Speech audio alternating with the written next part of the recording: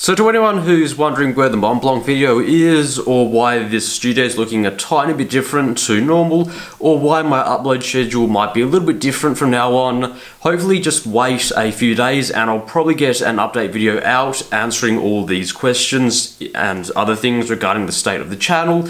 But for everyone who tuned in for the title of the video, let's talk about my new converter hack, because I use converters pretty much all the time, and a lot of my converters, such as the converters that come in Parkers, thankfully have agitators in them, and all agitators really are just ball bearings or springs that the manufacturer has put in the converters to break the surface tension of ink that sometimes gets stuck at the top of the converter and obviously won't make its way down to the feed. And the other use of an agitator is simply to mix up some inks, because some inks need mixing up before they can be used.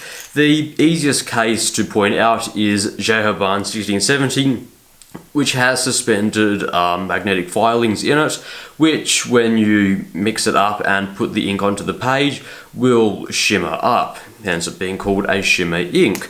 But unfortunately, a lot of converters don't ship with these agitators, and the most common converter that I have, which is the Jinhao converter, doesn't actually have these agitators in them.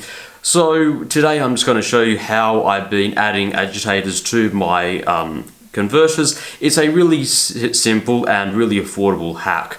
So let's get into the video. So first of all, let's talk about what you should put in the back of your converter and how to source them. So the thing that I would definitely put on the top of what you should put in your converter are definitely bearing balls. And I say bearing balls because they are actually pretty affordable to get and really easy to get, because you can get them from multiple sources. So you can get bearing balls from a lot of sources, including from ball bearings. And ball bearings are actually pretty easy to take apart, and from one bearing you could get at least 6 different bearing balls. And if you're going to do this, just make sure the bearing balls that you are going to get are between 2 and 3 millimeters in diameter. The other place you could source bearing balls are bearing balls individually. You can buy them off eBay, Alibaba, or Amazon, and you can get them in packs of 100 or whatever, and you can get them for next to nothing. And again, you'd want to get them in 2 to 3 millimeters in diameter. And in terms of the material, you'd want to get them in something such as 316 stainless steel, or if you want a ceramic, maybe silicon nitride ceramic, just so they won't corrode. Another place to source these bearing balls are cartridges, because some cartridges actually use these metal bearing balls to act as the seal to stop ink getting out. And the place that I've been sourcing a lot of my bearing balls are empty platinum cartridges, because I have a lot of empty platinum cartridges lying around, because I have a lot of pens from Daiso, and they actually use really awesome bearing balls in their cartridges. And the cool thing is, because they use them, you know full well that they aren't going to corrode on you. One thing that I would recommend against is if you have a cartridge and it uses a plastic ball, I wouldn't really recommend you to use them, because a lot of the time that I've been using them, they don't actually have enough strength or weight to actually break the surface tension, and all they really do is just get sucked up into the ink, and they don't really do all that much. One thing that I would recommend against using as the agitator would be to use the spring from, say, a ballpoint pen. And the reason why I say that is it's probably going to corrode when it's in contact with the ink for quite a long time, and all that rust is probably going to do some damage to the ink and make the ink look probably rust colored.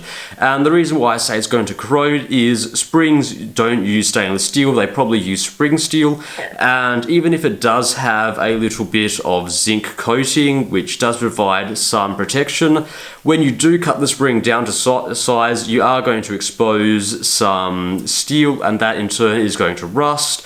And Stephen Brown, who did something similar like that in his video, he later found out that it would certainly corrode after some time of use. So if you are going to be doing this hack, stick to bearing balls and don't use springs.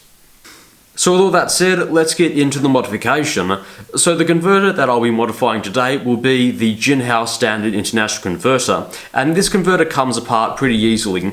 However, some converters might come apart in different ways, so if your converter isn't the Jinhao Standard International Converter, you might need to find your own way of opening up your converter. However, let's just get into it.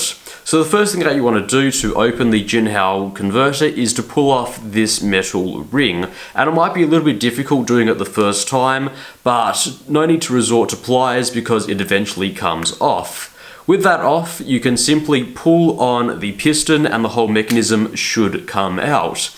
Next, all you have to do is take your agitator and pop it into the converter, and then simply push the piston and plunger back in.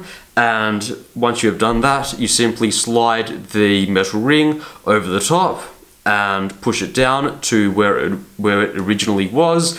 And that's pretty much it. The modification is done. And that's pretty much all there is to it. It is a really quick 5-minute or so modification that will really improve the ergonomics of using a fountain pen cartridge, because fountain pens aren't always the most practical or ergonomic thing to use, but doing these things will just make them a little bit more easier to use. And as well as that, if you are using an ink such as J. Herbin 1670 that does need agitating before you do use it, I really do recommend that you go ahead and do this modification to your converter.